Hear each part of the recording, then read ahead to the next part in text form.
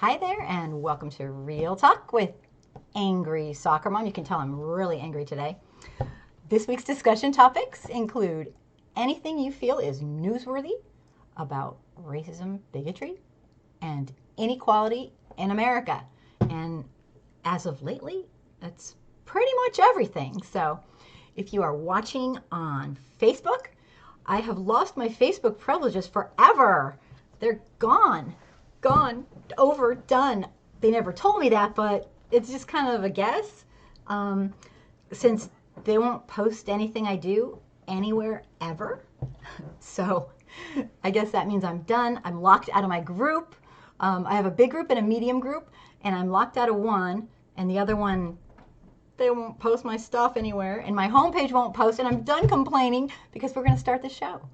So if you're watching, jump on in and say hello. I have some videos to show you today, and some of them you might have seen, but my goal is for you to tell me what you think. That's what this show's for. The show is meant to be an opportunity for viewers to speak their mind, speak your mind, and to basically serve as an educational tool so that white America can hear what people have to say about systemic racism, inequality, and bigotry in the United States. So it's kind of like something we do in replay, and people watch it and they get an understanding. So I will read what you put.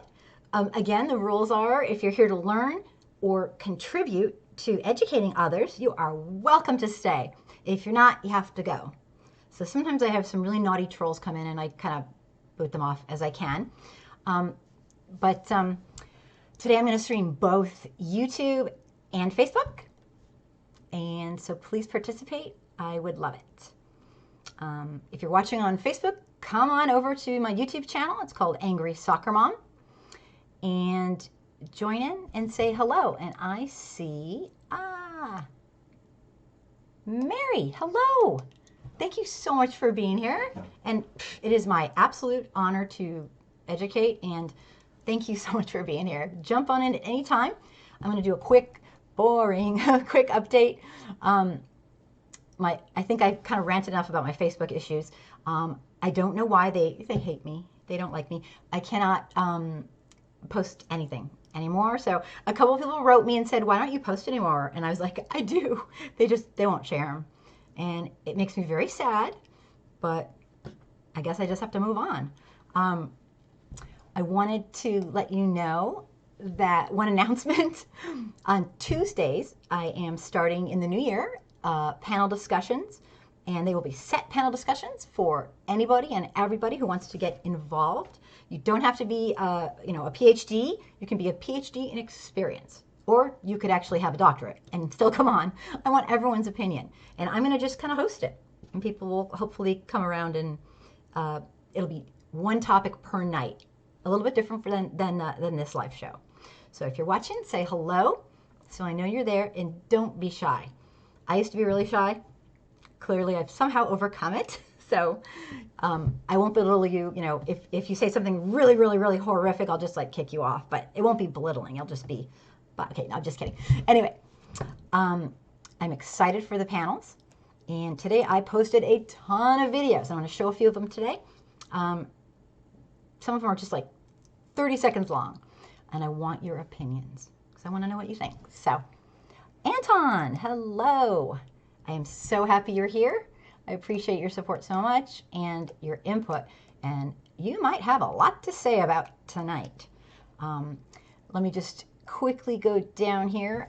If you have not subscribed to my channel, if you believe that it's way past time for white Americans to care about and learn about and educate ourselves about our own racial history, then please subscribe and watch my videos and pass them around. And, they're not meant to offend. They're not meant to hurt anybody. They're meant to educate. And I'm passionate about it. I won't lie to you. I'm not like, my first video I ever made, was like, okay, so I know you just don't understand Like, you just don't get how much you're hurting my fellow humans. And no, no, I'm done. I'm done with that. Nobody responded. Nobody, that's just not how it works on this channel. So now I'm really blunt and upfront, and I say it like it is. I only did it for like one video, but Mary, you have a question. Let me see. I will jump right in. Still getting a little organized here. She wants to know, why are so many white people lacking empathy, compassion, and they're like merciless? I know you're not, but why?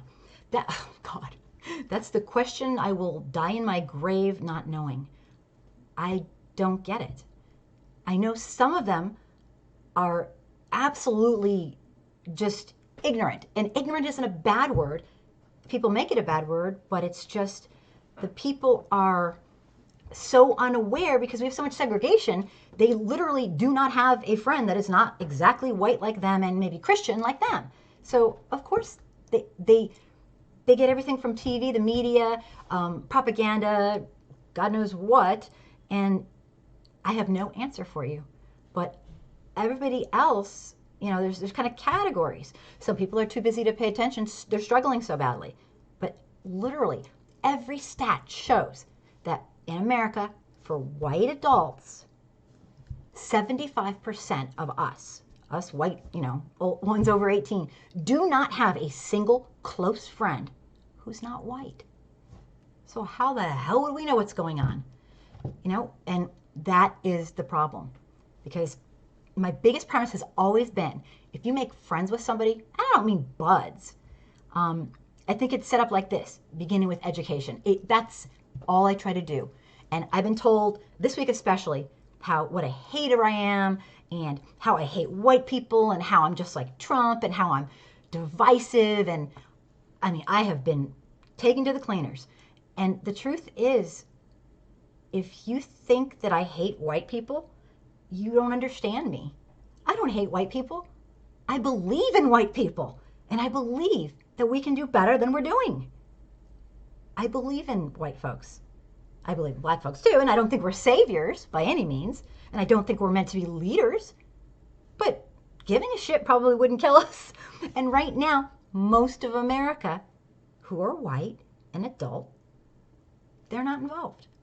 They don't find it to be their problem, or they're too busy, or they're just ignorant, or they don't know. There's a reason for everything, I think the smallest percent, nobody ever admits to being racist, because that's such a dirty word. It's not a dirty word to me. And I know that sounds horrible, but because I believe that implicit bias is the lowest form of racism, and that's innate, you have to have some implicit bias over most things, I think white people in general are racist. But now people go, oh, you're calling all white people racist. It's because I include implicit bias.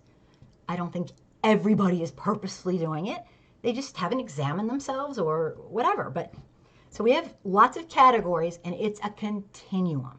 For white folks, there is no are you racist or not. It's a continuum from the minimum implicit bias, up to whatever we've been taught and raised with. So Mary says, yeah, they benefit from racism. And you know what the crazy thing is? Absolutely we benefit from racism. It is so innate and already there. I don't think most white folks even get it, that we benefit from it. It's just the way it's always been for us. In fact, this is a horrible thing to say, but I feel it's probably true that most white folks don't consider themselves white people. This sounds awful. We're the people and everyone else is the other. Most white folks today, unless they're much older maybe and were around during the time when Italians weren't really white or Irish weren't really white, we don't have this brotherly or sisterly attachment to white. At least people I talk to don't. I'm sure, Klan members probably do. They're really into it, but it's so beyond our scope of, what we're living in, that we literally don't even, when people say, oh, you white people, they think it's an insult. Like, I'm not one of those. Like, they don't even get it. And they say, that's not my history. And people get so defensive. But anyway, I'm blabbing as usual. I will get going. So if you know anybody who you think would want to watch and support this channel, I'd appreciate it. I'm going to get going, and jump on in anytime to tell me what you think, because your voice matters. And I want to, part of this show was developed simply to show, this is just the simplest, most basic, to show a white person, me, talking in a multicultural setting or group and living through it. Because for the most part, white folks in America are terrified to talk about racism. And if you're white and that hasn't been your experience, that's awesome. Then maybe you'll be, helpful and part of the change. But I mean, I've been doing this a while, and most white folks, they don't want to offend, they're afraid, and you know what? If you're white, you're going to make a mistake. I make them all the time. I do. And I just try to learn from them. That's all. So enough of me blabbing. Let's move on. My topics for tonight that I have prepared, and of course you can bring up anything you wish. Mary, oh my God, you are so sweet. I love your questions. Yes, I'm in the middle of a book, which I can't seem to kick myself in the butt to finish. It's a basic book of how this all started. It's not, it's not sociological and psychological. It is just a basic book that any person who doesn't know a thing about this could read and say, oh, okay, I get how this happened. It's not my fault. It's just, this is what I always say. I'm not here to blame. I'm not here to guilt. But this is a terrible analogy, but I can't do better. Let's say you're walking by a swimming pool and you see someone kind of struggling in it. They're swimming, but they're, maybe a few people are swimming well, a few people are swimming A few people are kind of like, would you walk right by because you weren't the one to shove them in? Of course not. Okay, you see this pool. Would you walk right by because you didn't build the freaking pool? Of course not. So why in the world would white America pretend that systemic racism doesn't exist? Why? I want to scream, Why? We didn't do it. But we're here, all here for a very short period of time on this planet at the same time. And for the love of God, why wouldn't we care? And I mean, do you want to live a lie? I don't know. I don't want to live a lie, so I don't. And I just try to use my white privilege to try to help get the voices of people who want to talk. Mary says, it's the myth of superiority based on historical inaccuracies. Yeah, absolutely. And that's part of it. But, I was raised in the I don't see color generation. My parents never taught me a single thing about being superior. They just said nothing. And so I had society to teach me right from wrong. And you start learning the minute you pop out. And you're, like I say, those are great points you're bringing up. Like I say, I was a toddler. And I'd come down, sneak down and peek at what my parents were doing at night. They're watching the 11 o'clock news in California. Well, that was a long time ago. I'm not going to tell you how long exactly, but you can guess. A long time ago. And what did they have on there? They had the lineup of black people who were being arrested. I was a baby, basically. And I didn't know what I was watching, but I would see black people with these things over their eyes like, ooh, that's going to make it so you can't tell who they are. And I would see them, and after a couple nights, you knew those were the bad guys, and you'd see the good guys, the police. It doesn't take much to influence somebody, societally speaking. Do I teach my children about America's true history? Oh, you bet I do. Absolutely. Absolutely. That is something that I feel really strongly. My kids are little activists, and they have friends of every melanated tone. But they get the overall. I try not to jade them with my, I worked in Compton when I was 23, and I was a school teacher. And I got to see firsthand, Compton boasted at the time the #1 murder rate, not boasted, but I mean, it was known for being the #1 murder, small cities, #1 murder rate in the nation. And it was during the LA riots. And it was, my town, that I taught in at Compton it got burned up. Our school didn't get burned up, but it was a nightmare. I saw what it did to my kids. I had my first class had 42 students in it. I taught 4th and 5th grade. 42. Okay, that's like unheard of. But Compton, the way that, not Compton, but every town, they get their money a lot from the city. And when there's no infrastructure because it's been redlined to death, it's a cycle of poverty. We didn't have books for anything. We didn't have specialties in anything. I taught every subject, even PE. We had bullets all over the playground. We had 8 yellow alerts. 8 yellow alerts in the first 9 months. Yellow alerts in our school at the time were simply gunfire in the neighborhood. Well, you always knew when there's a yellow alert because guess what? You heard it. You heard a gunfire. And then the alarms would go off, and then we were supposed to lock down our classes. I had that happen once a month, a little more than once a month while I was there my first year. I got to see it when I was 23, like the truth of what this does to human beings. I loved my kids. I'd never been around black, brown, indigenous, African American, Hebrew, Israelite. Nope. But I was raised in color, the era of colorblindness. So I thought all kids were just precious gems, And guess what? I was right. Some kids are brats, but what I'm trying to say is that's how it went for me. And I got to see the truth. And then I started studying it more. Let me take some. So yes, you could say my kids know, yes. But I have to be careful because I can't get them jaded. I don't want to get them all jaded. But it has to be a balance. Let me see. Oh, I'm already getting some questions. I love that people are commenting and saying things. Brett says, hi, Brett. Welcome to the show. So much hate towards us blacks. Why?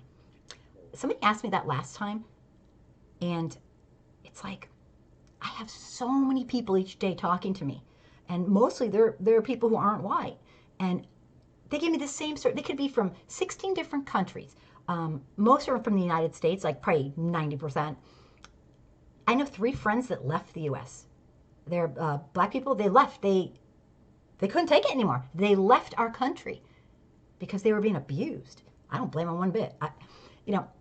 People think when I talk about our real history and I try to bring out what real life people who live this every day think, they think I'm being mean to white people. I'm not being mean to white people. I'm trying to help white folks understand. Because most white folks don't have a single close friend who's not white. And so how the heck are they going to know? They're going to hear things like welfare queens are all black and they take all of our money. Well, the fact is there's been no fluctuation in welfare crimes and all that, and most of them end up being white people anyway. There was never any black welfare queen. It was all propaganda. Usually welfare fraud is below 3% across time, and it's held there, and that's a pretty damn good stat. They do a pretty good job, but people will believe what they want to believe. And I believe in my fellow humans, that we as the dominant culture, in power, can do better. So you might say I hate them. Say what you want. The truth is, I believe we can do better than this. That's all I have to say. Okay, I lied. That's not only what I have to say.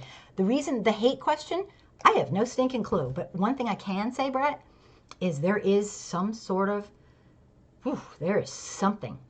We have and not you personally, I'm talking about a system. The system is unbelievable. We have a system that, for some reason, I would think, since all the horrific history we've had, that we would be like bending over backwards to, make non-white people feel really included and, like real Americans and da-da-da-da, and because they are. But that's not what we as a system of white people do. Talk to Trump. He'll tell you all you need to know. It's unbelievable. We are freaking evil to black people. And other people of color too, but black people, descendants of people who are descendants of enslaved human beings that were forced into slavery and forced, to an inhumane status by white folks. You didn't do it. I didn't do it. But we know about it. And across time and across space and time, the impact is unbelievably damaging. I won't get into it. But anyway, that'll be in the book.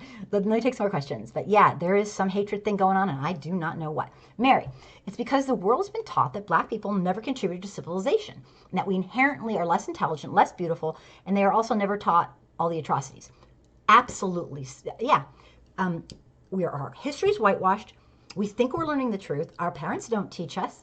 We get propaganda from the wealthiest elite who benefit from our issues and never wanting to unite as white folks and brown folks and black folks against the most elite, wealthy people who run our nation. And they love it.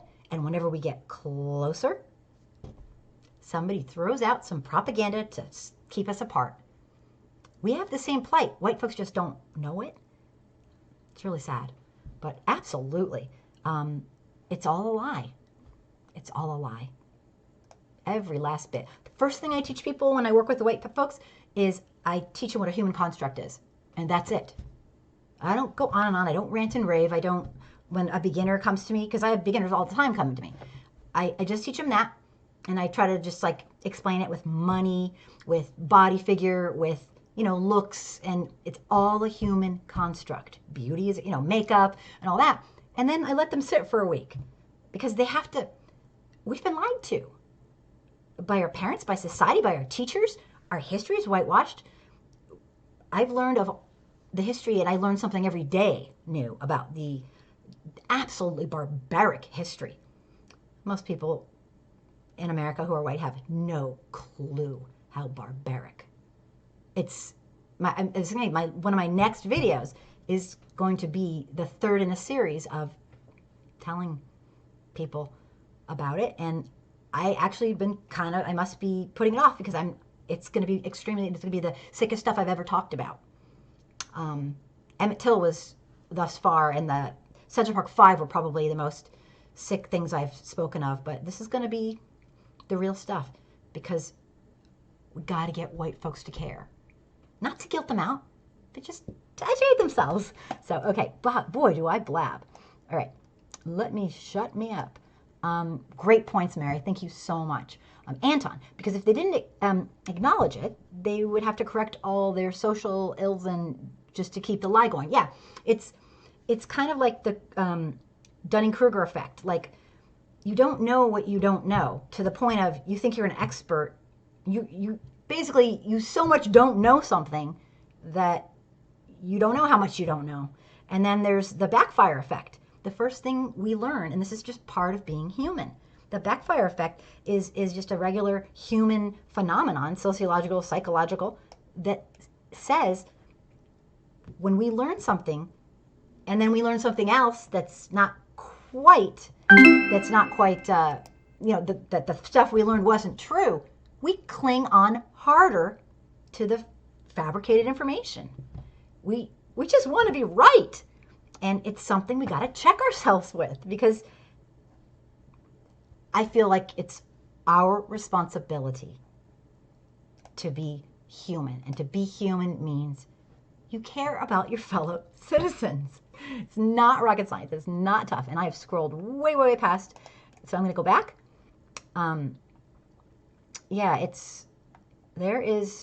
We got some issues in this country. Like you needed me to tell you that. Okay, let me go. I always lose my spot. I apologize. Oh my goodness. All right, I'm getting there. But Mary, thank you so much. And Anton, absolutely. It's once you start a lie, it's kind of like to save face. Maybe we perpetuate. I don't know. I'm not a psychologist or psychiatrist, but boy, it's definitely psychological. I mean, we don't even know we're doing it sometimes, but that's not an excuse. We live in a world of amazing communication technology. If you want to know the truth, you'll research it yourself and figure it out. So there's really no excuse. When I say ignorant, I don't mean that meanly. I mean factually ignorant. I'm ignorant about topics. I mean, people just get so insulted and they get so hurt. And it's all just part of the culture we were born into. It's not anyone's fault. until you learn about it and you decide you don't give a shit. Then you are taking some responsibility for perpetuating it. That's all. And that is the truth. And if that hurts people, I don't mean to hurt them, but I just want to speak the truth. I speak the truth about everything in my life, at least I try to. Why would I skip out on this? I've been pretty much harassed this week. Can you tell? I'm like, not to make it all about me. Let me see here. I can do this. Mary, Black people have been through, it's based on a lie. And Coily King Chick, welcome. I hope I said that right. Welcome to the show. Weak ass MFSs, yes, I can't say that or I might get in trouble, but yeah. Brett, I don't know what it is, because if I did, and I'm not saying I'm a hero, I'm not saying I would do whatever I could to educate white folks. If I knew the answer, I run a group that beginners go to. It's a group of about 5,000. It is respectful. Everybody there is in a majority group and everybody there is in a numerical minority group. We're all there to learn and we're all there to teach. And I have learned so much. I made a close friend who was Muslim. I had never known, this was years ago, I had never known someone who was of the Muslim faith. Lo and behold, I went down to the, to talk to real live Muslims. And I spent 5 hours at the mosque, and I took my kid, and it was the best experience. I mean, he loved it. We asked them really hard questions, and we got really, really good answers. And I learned a ton. So I don't know. Is it weakness? I wish I knew, because then I could help. Brett, Kim, I'm so glad you're, thank you. And you know what?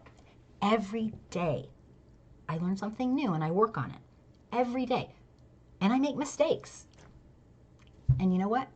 I feel like crap. I do. I think, oh my God, how, you know?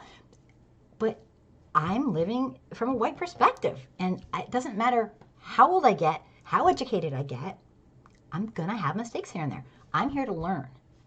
So, and I just happen to become like not shy. And now, so I want people to see that we can talk about race, because that's the one thing white folks do not do. And when they do it, they do it in a homogeneous setting with other white people. How are we going to learn if 75% of us don't have a single close friend who's not white? We're not. So, especially how segregated we are. But thank you, Brad. I appreciate it so much. And HP McQueen, thanks for being here.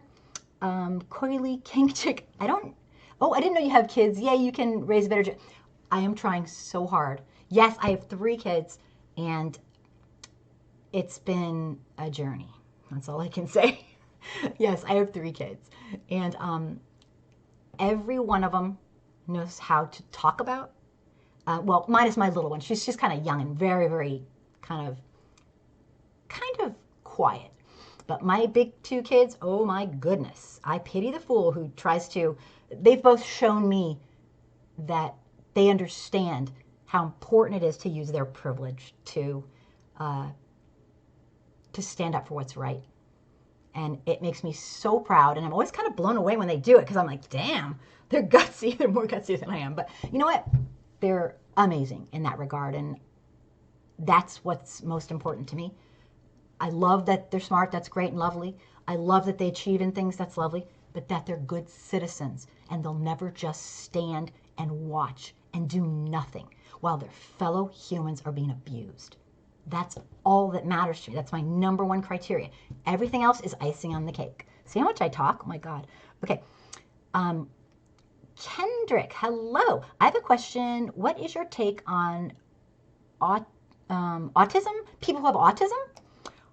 Oh, well, I am a special ed teacher. I have a master's in special education, so I have a lot of take on that.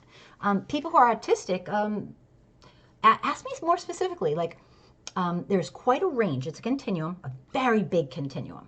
Some autistic people, is that what you meant? Autistic. Yeah, people who are disabled. A lot of autistic people can function very well. You won't even know. And unless you become really close friends with them, you really wouldn't know. They've learned to compensate, and they've learned, they know themselves. on the continuum, I'm not sure if this is 100% what you're asking, but you let me know in the next comments.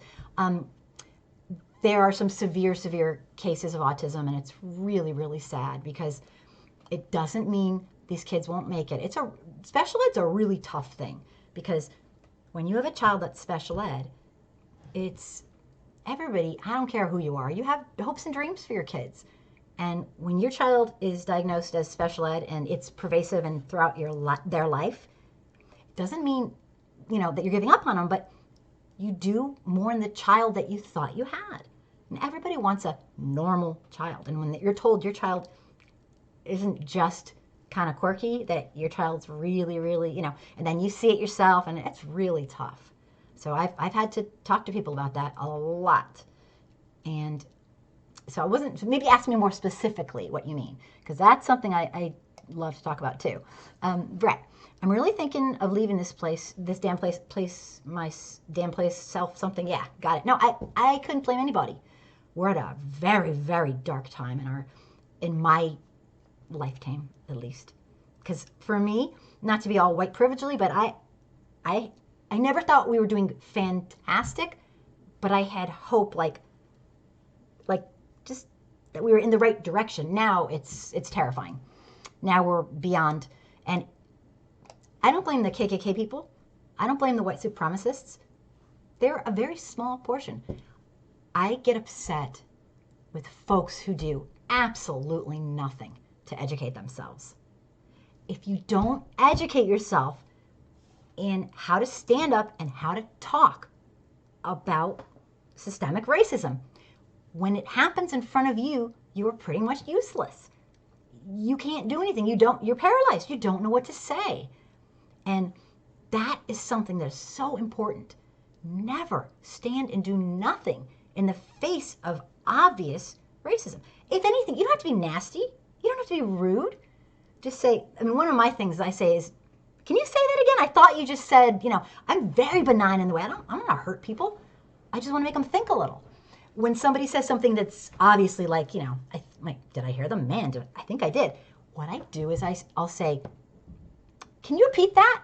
And now that everyone's looking at it, or I can say, I thought I just heard you say da-da-da-da. You don't have to be a jackass to them. You just have to get them to think. It's a lifelong process. White folks will never know what it's like, but we sure as heck can try to care. And caring about other people who aren't white is caring about us. Because until everybody has real equity, we're not. No one does. I'm sorry. You might be playing it right now, but no one really does. And I think everybody understands that. But maybe, that's here probably, but okay. I hope I answered your question. I don't blame you one bit, Brett. Cookie. Hello. Bless you in your fight against it. Oh, thank you. You're so sweet. And you know what? I don't want credit for what I do. I'm selfish. I do it for me. I can't stand the culture that we live in. Not I can't stand white people. That's not the same thing.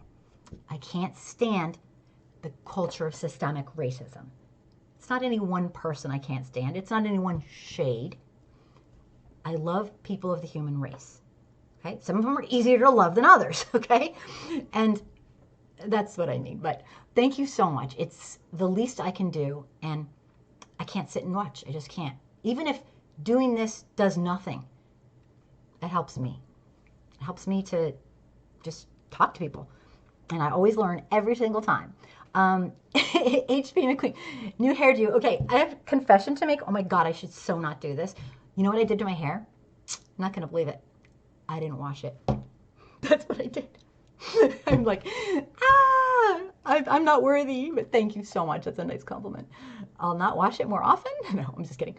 Thank you so much. Mary, racism is very complicated. Oh, totally. I think some are racist out of fear. They are afraid we will do to them what's been done to black people. Oh, absolutely. I've heard that. And a lot of times I'll say, we're just lucky that most black folks, they just want equity. They don't want revenge. I mean, I don't know. I'm not saying everyone has to love every black person. I don't love every black person. I don't love every brown person. I don't love every white person. That's ridiculous. But to understand the plight of the system and how our nation was developed and made, and to learn our real racial history, and to learn how to stand up for people, against the people, and educate them when they deny and when they harm. Because denial is usually the big thing. And usually they're not even doing it on purpose. We're not educated. So, yeah, great comments. Kendrick, because people with disabilities get discriminated against every single, yes. And you know what's kind of interesting? That's a great point. They do. And again, some people have disabilities that you can't see. And some people have some that you can see. And it's amazing. A lot of people I met when I was younger were afraid of disabled people. They were afraid of them. They thought disabled people meant you were mentally ill. Mental illness is different than being developmentally disabled. You can have both. I mean, we just don't teach about this kind of stuff, and we really should. It's kind of funny. My mom runs an educational facility for adults who are severely developmentally disabled. So I was around developmentally disabled people my entire life. Like on the weekends, we'd go play ball in the park. I mean, I just thought they were part of society. I didn't even think they were anything special until when I grew up, and then was like, oh yeah, okay. So then I caught on, but yeah, great point. Yeah, and in the work that I try to do, I include people who have lack of economic privilege, include different faiths that are, that a lot of people are bigoted against. Kitchen Politics, hello. Yay, thanks for being here. I mean, most of what I do is anti-racism, anti-bigotry, and trying to educate in inequality and how all this happens. So it's, you name it, it's a topic I've probably done. So great point, Kendrick. Mary, it's survival of the fittest. And yeah, and you know what? It's really sad because our technology is evolving, and like humans are like kind of slow to catch on. I just think we would have been there by now. It's just, I just have high standards. Okay, let me just see. Kitchen Politics, hello. Kendrick, even so, for my experience as a Black individual, I don't with a bunch of ignorance. So explain that again. Are you saying that it's just the ignorant stuff is what's the worst? Or tell me more about what you're saying, because I don't want to misrepresent you. I love people asking questions and making comments. It's awesome. Thank you. Mary, because the European system is based on survival of the fittest, those who are weak get eliminated. Yeah, and I think we'd be kind of a little bit beyond that, because weakness, I mean, think of some of the most brilliant people in the world, Stephen Hawking. I mean, there's people who, like, everybody has their challenges and everybody has things that they're good at. And sometimes the things you're good at aren't things that society gives a shit about, And you have to find them in yourself, and you have to, figure it out. It's hard because right now we're in kind of a capitalism gone nuts, capitalism gone wild. It's out of control. So it's a toughie. We're in tough times. But that doesn't really help talking about that because we're still in them. But great points, Mary. Thank you so much for contributing so nicely. And Brett, we need to discuss why Asians and Mexicans hate us too. Yeah, there does seem to be some sort of order to that. And it's not everybody, but it's a system. I know, oh my gosh. I mean, my first boyfriend was first generation Japanese American. I didn't hate him. I loved him. He was a great boyfriend. Went out with him for like 4 years or something. Maybe from age 3 to, no, just kidding. It's a joke. No, I was 12. But yeah, there does seem to be a pecking order, and in general, there's no exact, but yeah, I don't know. Colorism, there's a lot going on. It's complicated. Let me see. What I'd like to do on that is I'm going to be doing panels at the beginning of the new year. Do a panel once a week.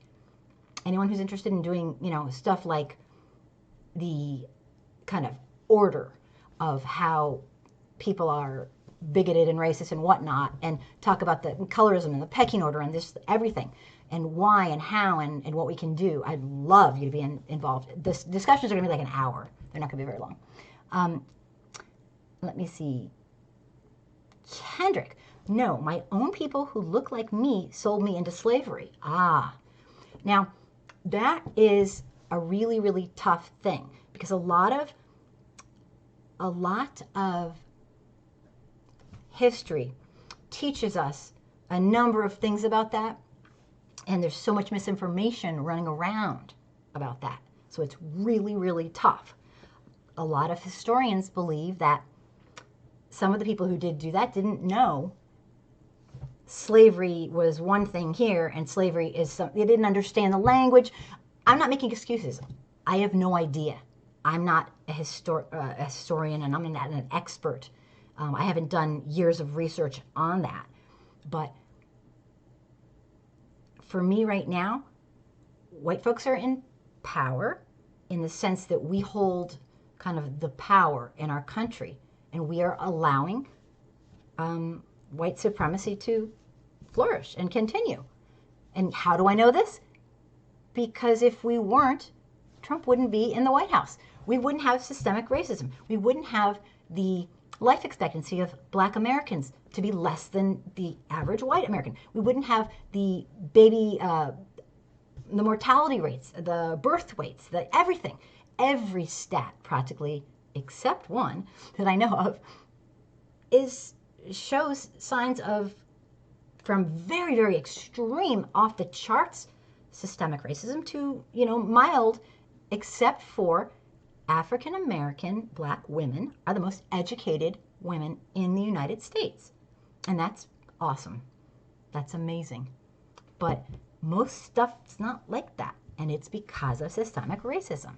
It's no one person's fault, but it'd be nice if everybody cared. Okay, I'm going to shut up. That's what you think. Okay.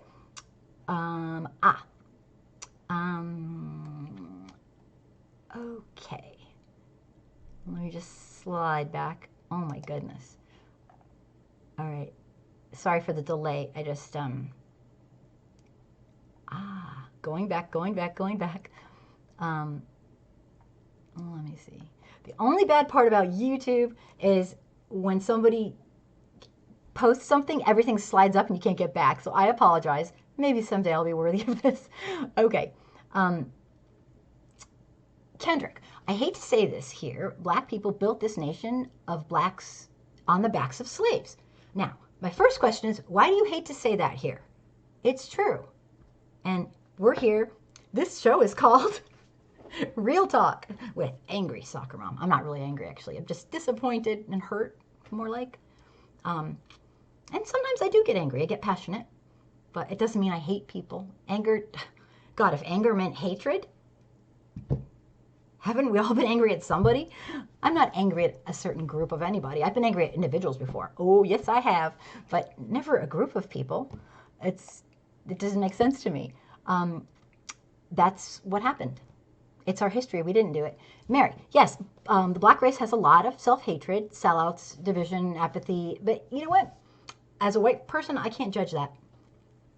I can't, because I don't know how I'd be if my parents and their ancestors and those before them were tormented and had their language stripped and had their identity stripped and had their culture stripped and had their body stripped. I mean, it's like I can't judge.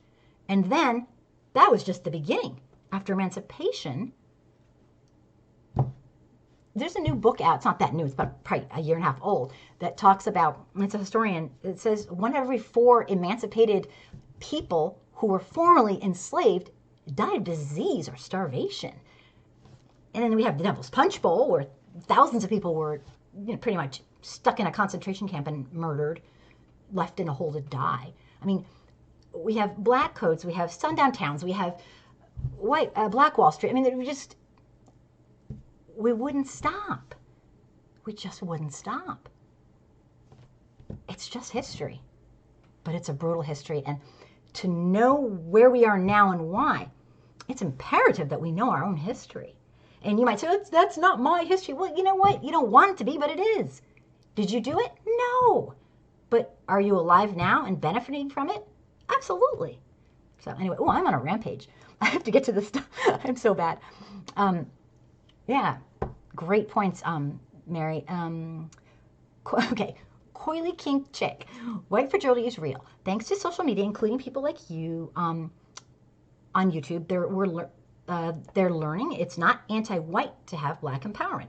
Absolutely. Thank you. And so many people I know.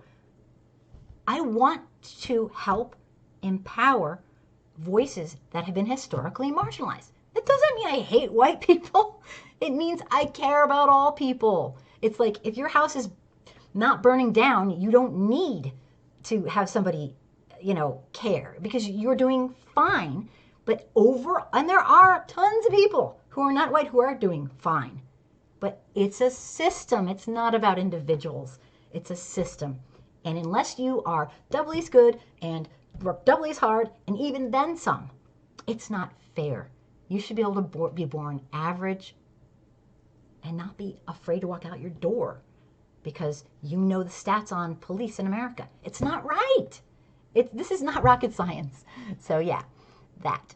Absolutely, it's real. And it's not white people's fault. Enough with the guilt. Just care and do something to help. You don't even have to do much. Just learn how about this? Learn the top 30 classic cliche denials of racism. And learn them to the point where if somebody does one, you can say something. That's 99.9% better than anybody else I know. I mean, it's not that hard. Get to know somebody really well who's not white. It's not that hard. You don't have to like everybody. If you don't like them, find another person you like. They're people. It's just the thing. It's a toughie. Let me see. Yes, it's real. Kendrick, I question what is the meaning of to make America great again? Taking it back to slavery or Jim Crow? Absolutely. Yeah. Make America white again. Make America so that the whites are superior and everyone else knows their place. In fact, taking us back to Jim Crow might not be far enough for this administration. And we're going to talk about that today. I'm going to get through some more questions, and then we're going to get to some stuff. I would like to know what you think. Yeah, it's disgusting. It's not good. Let me see. I just scrolled up again. Let me see. Kendrick, because I don't know everything, I'm learning different stuff every single day. Yeah, me too. Me too. I actually had a kid, it wasn't really a kid, but I'm kind of old, they call him a kid, come to me and say, I have a question for you. And he was a black young man. He was probably like 18, kind of like a young man, I guess. And he said, why do they do it? Can you just tell me? And I'm like, do what and who? Like, he goes, can't you just tell me why they do it? And I said, well, yeah, but you got to tell me who and like, what are you talking about? He thought I knew like this secret to why white people are hateful. I was like, oh God, I felt so bad because I had to tell him, like, I don't know. I don't know why. There's no secret. If I knew the secret, then I could help better, but I don't know. But it's kind of weird. It's very crazy stuff. Mary, it's because we live in a survival of the fittest. That's our world. Mary says, I think that people who are serious about fighting racism, it starts with re-education. Yeah, absolutely. I have a seminar. I have a 4-hour seminar that's interactive that I do with people if I can get them to go. And it's fun, it's exciting, it's absolutely neutral, and they leave with their head spinning, but it gives them something to think about. It's just thinking, but to think hurts, and people don't really want to do it. So we got a lot to to do. Kendrick, you speak your mind, man, preach it. Thanks. And you know what? It's so funny. This is no different than anything I speak my mind about. People take it as different. It's just history. And I do feel passionate about it. That's true. So maybe I'm a little bit more like in your face, I guess. But yeah, thanks, Kendrick. I appreciate it. Mary, I learned the truth about history through YouTube. Yep, there's a lot. You can learn so much with videos, and you just got to check your sources, as you probably know. Hi, Mr. FS Black. Thank you so much for being here. I hope you're still here now that I'm like going on and on. Kendrick says thank you. I'm not sure who that's to, but if it's to me, don't ever thank me. No way. I do this for me because I can't stand the hatred and all that. Coily Kink Chick, that is so funny. Great job, Marianne. As a Black person, I appreciate you taking the initiative to learn about true history. That says a lot in a good way. Stay the journey, continue to gain knowledge. Very nice. Okay. Marianne. Yeah, I've learned about, oh my goodness, you're going to make me pronounce names. I'm not going to say this right.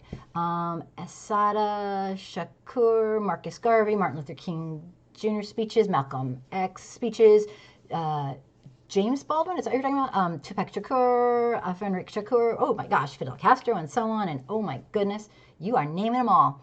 Yeah, it's great to be able to learn from others who are here to guide us, and I learn every day. I mean, not a day passes that I don't learn. Sometimes it's not so pleasant, but this is part of trying to self-improve every day. Dave Farley, if you are here, I am so psyched. I don't know if I got to you fast enough, but I'm so happy. Dave says, great show, more fascinating than MSNBC and the impeachment nonsense. Oh, yeah, thank you so much. I don't know if that's a great compliment, but I'll take it as one. Mr. FS Black. Dave, if you're still here, I am very happy you're here. If more people raised their kids to stand up for each other like that, this world would be an easier, much more humane place. Mr. FS Black, that's all I want out of society. I think we, and not we as white people, we as everybody, we are such a cruel people. We are here for such a short time. Why wouldn't we feed someone who needed food? Why wouldn't we help someone who needed help? Why? I just don't get it. I never will, and I've accepted that I never will. But yep, I think so too. Mary, hey, Angry Soccer Mom, I wish I could more like be with news correspondents, write a book, start a nonprofit organization. Hey, I wish I could. Oh my goodness. Mary, I did try to, I did. Ooh, we should talk. You have to call me or get a hold of me online. I did try that. And unfortunately, it was a terrible experience. People are like fake liberals, I guess you could say. They're fake, like they want to be in the parade and on Facebook, but they don't give a shit about anyone but themselves. They want to be in the Women's March, but women who are Black? Oh yeah, I guess they're women too. I mean, they don't really want all women to be empowered. Transgender women? Well, I don't think they want to count them. I mean, it's like there's so many fake liberals, and my organization got destroyed by fake liberals, and I blame myself, and I will forever blame myself because I was too naive. I didn't know people would go after what I was doing and try to destroy it. I didn't know. So naive me, I did do that. I tried. So now I'm just here on YouTube. But no, I mean, I still do other things. But thank you for that. You're so sweet. But I know you have a family, and yeah, no, I've tried so many things. Oh my gosh, I tried to get funding, and I got runner-up on, this is going to sound funny, Facebook, now that I'm so angry at them because they took all my privileges away, so I can't share anymore. But I was on Facebook, and I entered a contest, and I got a runner. I'm sure there was a lot of runner-ups. It wasn't like I got second place. I got a runner-up prize for my proposal for a nonprofit. It was really cool. It was like a while ago. And so I didn't quite make it. I think they only picked like 5 out of the whole world. So, I mean, I can't be too upset, but I was really into it. I started a nonprofit here. Who cares about me? Let me keep reading. But anyway, I'll go on and on about myself. But thank you for asking. Coily King Chick, the fun thing is, while non-Black people are learning about real history, that the same journey many Black people are on it too. We've been lied to, absolutely. We've been lied to so much, especially if you were born before the 80s. Oh yeah, great point. Great point. A lot of times I'm actually learning with people who are not white, and they're teaching me, but we're both kind of working together because it's a system. The system has lied to us. The system's powerful. It's very powerful. Great points. Totally. I get that.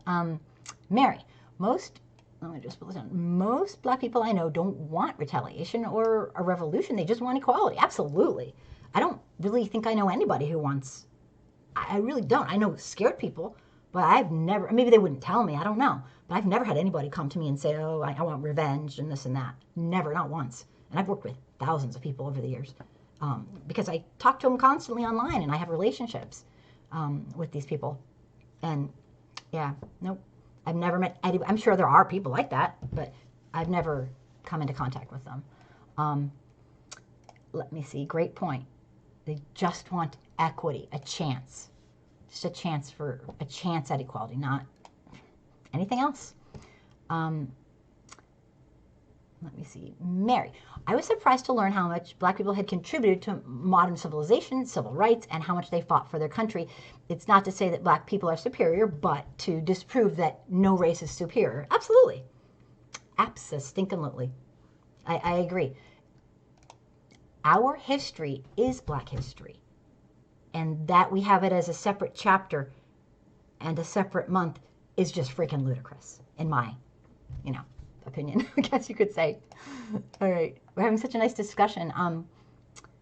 But yeah, great points. Grady 8, hello. Do you know, here, as I watched the Hate U Give for the second time, I wonder why does it have to be this way? Why can't we, all people, see what we see? Why are they blind to the oppression, hatred, the brutality? Grade 8, I don't know. I don't get it. What makes a person catch on and care? Or I don't know. I know a guy who's this white guy, and his family, they were, from what he described, they were pretty over racist, and he's the most like awoken white person, I guess you could call it, on the planet. And his brother's like a skinhead, I guess you call it. I don't know, one of the people that like hates everybody but white people. I don't know the answer, but I know education is such a huge part. It's been proven education can help people to come together. So thank you so much for being here. I'm thrilled to have you. If you're still here, I'm blabbing a little too much today. Mary, they are not blind. They justify it. Everyone's got a reason. Oh, continued. Thank you. Oh, I thought that might be continued. Let me see. The hate, the brutality. I can do this. Continued. I missed it. This is so crazy. The design system, the racism. They just don't care? Are they weak-minded? Are they basking in money or privilege that they refuse to surrender? Or are they too blind to see it? I guess all of the above. What do you guys think? I think it's very complicated, like Mary was saying. And I know you know that because you're very educated on this. It's really complicated. It's crazy complicated. So I don't know, but I know education really does matter. I just wanted to tell everybody who's here, I really appreciate your support. I'm trying to get this channel going so that I can really, get something going that people feel good about participating in and joining in, and that everybody can get involved. And so I'm hoping to continue to improve. If you ever have suggestions, bring it on. Just PM me or get a hold of me somehow, okay? Let me see. And if I skip you, just tell me down below and I'll go back. I do that sometimes. Mr. FS Black, I'm of the belief that groups other than whites tend to have disdain against us. They've bought into the system of white supremacy. That's kind of my thing too, yeah. I think that they've somehow been, because you can't escape it. It's really hard. It's all over the place. Yeah, I think they bought into it. I kind of think that too, that they've been, indoctrinated. I mean, how are you not going to be? It's like in the air, like Obama said, it's in the air. It's on TV. It's on the, it's really tough. Cameron, thank you so much for being here. A lot of people literally don't see it. They live insulated lives. Absolutely. Absolutely. Some people are kind of stoogey like I was. I didn't know what a black person was or a brown. It didn't dawn upon me, okay? Like if you had said, hello, is that person's skin darker? I would have said, yeah. But I didn't know I was a very, very slow child. I just didn't know. It wasn't on my radar. I knew something wasn't right about the way certain people were treated, but I didn't know it was like, I had learned when I was like 12, I kind of caught on like, okay, something big's going on here. And everyone that I knew was pretending it didn't exist. I still didn't know what it was till I was like 16 or 17 or 18. So, I mean, I led one of those lives. But yeah, that's a great point, Cameron. Mary, because people, a lot of people get their moral cues from their family, friends, media, and the larger population. So if the people in power hate one group of people, the others will, right. I mean, it is a society, and society does, the wealthiest people, I mean the wealthiest, and not all of them, no, not all of them, but many of the wealthiest people in America enjoy their power. They love their power. They love their white supremacy. It keeps them where they need to be, and it makes sure that the little people, the people who only, aren't extremely wealthy, who are white, never see a common plight with black people, brown people, indigenous people, or African American people. And they do it. I mean, a redlining question is on this year's realty test. If you're trying to be a realtor, there will be a question on redlining that you need to pass to become a realtor. That's how prevalent it still is. It's on the test.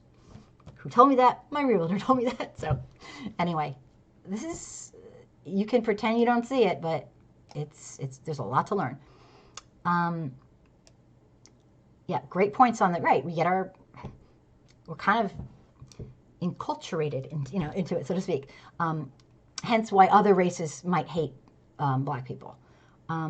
Stevie, hello. Thank you for being here. I love it when you come to the show. Jump on in anytime. Anton, white people can't compete on a level field. The government knows that. So when a person takes a look at this society past it all, becomes clear the bottom line, the end of the days are about resources and weaponry.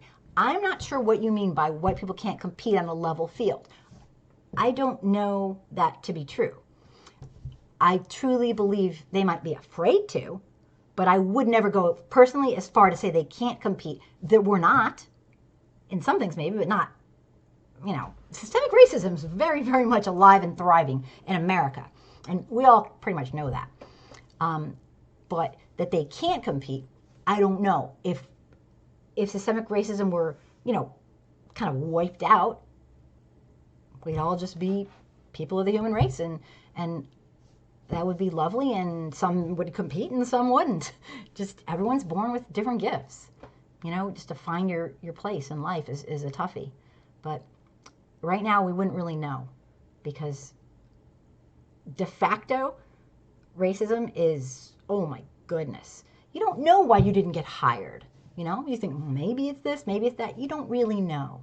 And the covert stuff is brutal. But yeah, I hope I'm not misinterpreting you, Anton. But yeah, I wish we'd find out. Mary, have you listened to Martin Luther King's speeches, The Other America? It's on YouTube. I've listened to some of his stuff. Not a ton, actually. Not a ton. But I've heard him speak for real, like in a video, obviously. But thank you. Ezio Robel II. No double standards, just equality. Yeah, and I would even go so far as to say it's just equity. Equity. And the chance, an equal chance to do well. Absolutely. Let me just bring this down because we need to get started. Ezio, I hope that's okay that I call you that. Not to sound violent, but the only way to make an omelet is to crack a few eggs. Yeah, a lot of people are at that point, or at least thinking that. They're not doing it, but they're... Yeah, my question is this, and this is to white folks. How long does a group of people, is a group of people expected to believe in the government and believe that things will get better before they just snap and can't, I don't know the answer to that. But a few centuries is probably a long time. I wish to hell that our generation could be the generation that says, no more. We're done. ours, not white people, not brown people, but ours. We just say, we're done with this. We're done. We're not doing it anymore. I will not sit and participate in systemic racism. If 9 out of 10 people did that, we could get rid of this and educate ourselves. So it's frustrating. Ezio, I blame eugenics and pseudoscience, pigs, and Jared Taylors of the world. You know, we were all born into the system, and every little bit pushes us further and further. There's a cycle of racism in families, a familiar cycle of racism. You know, my daddy's mother's whatever, you know, and that's just, they pass it on. We pass it on. There are so many. In my seminar, I show so many angles. It's coming from everywhere. It's hard to escape it. And white folks don't like to talk about it. We're very uncomfortable for a number of reasons. But we gotta get comfortable with it. And I'm not perfect. I've gotten pretty comfortable, but I'm not perfect. So oh my goodness. So if you like what I do, which is basically talk about, racism, bigotry, and inequality in an open way, in an honest way, in a historical way, I try to, and some venting, a little venting, there is venting, then please support my YouTube channel and send people here and watch my videos and tell me what you think. I want to know your input. I want to know what you think I should be doing. I need help. I want your opinion. So today's subjects that I've prepared for are, first of all, Jane Elliott, she's the first person that formally, I was in a seminar formally when I was 18 that she designed.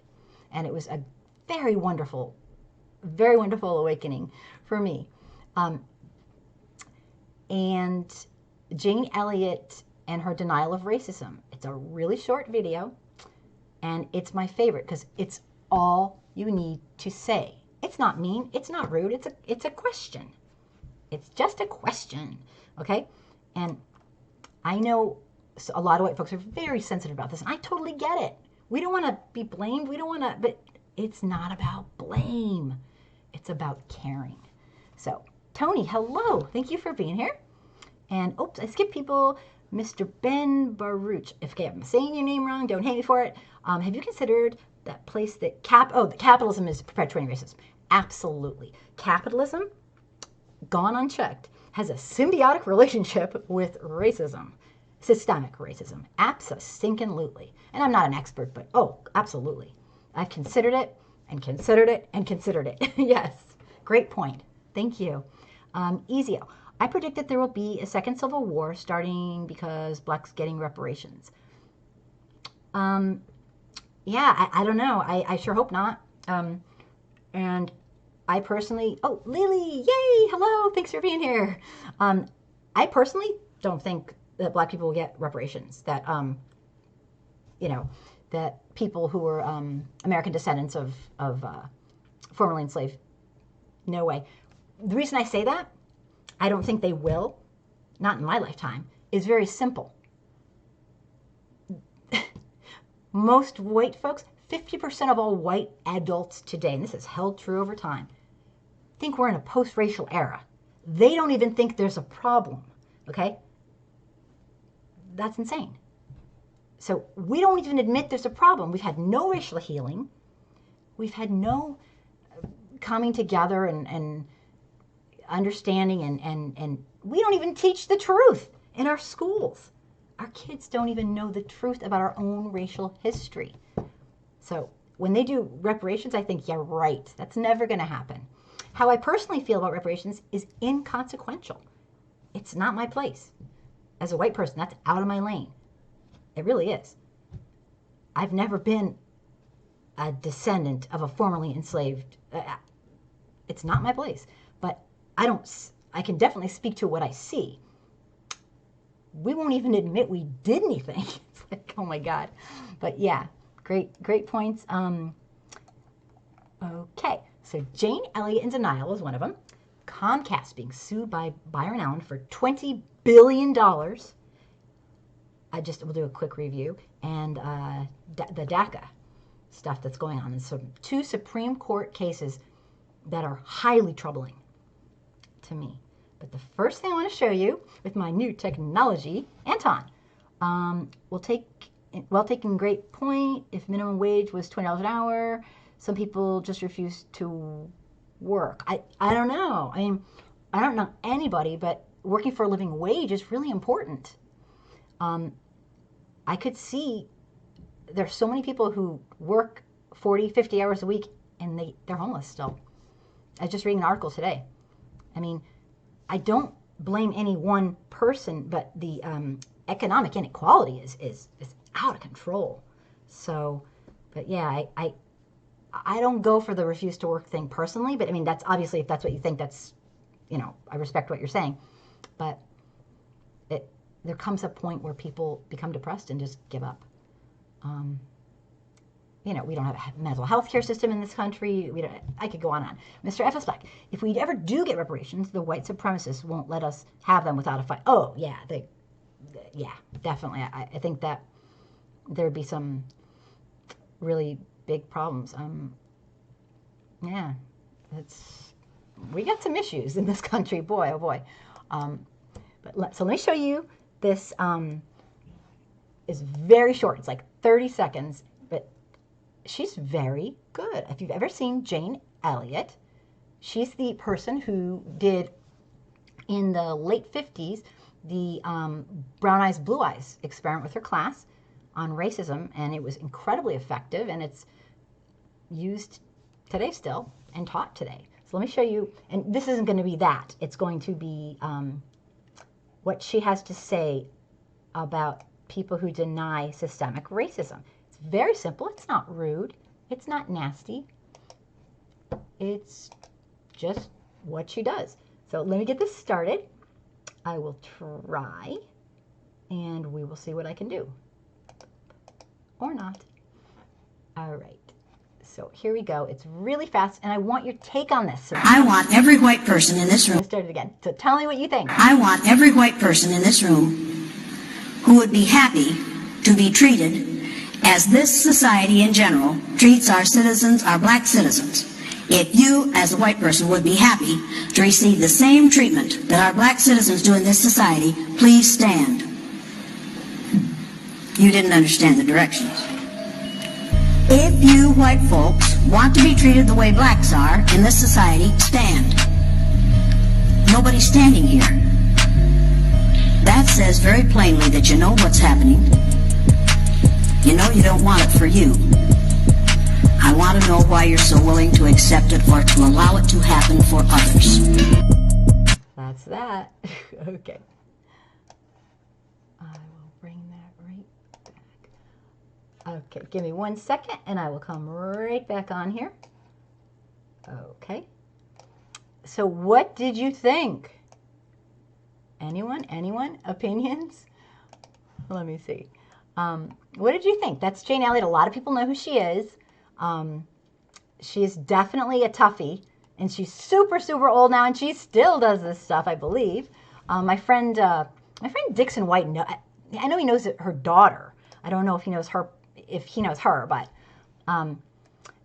Ezio. I wish we could have these racist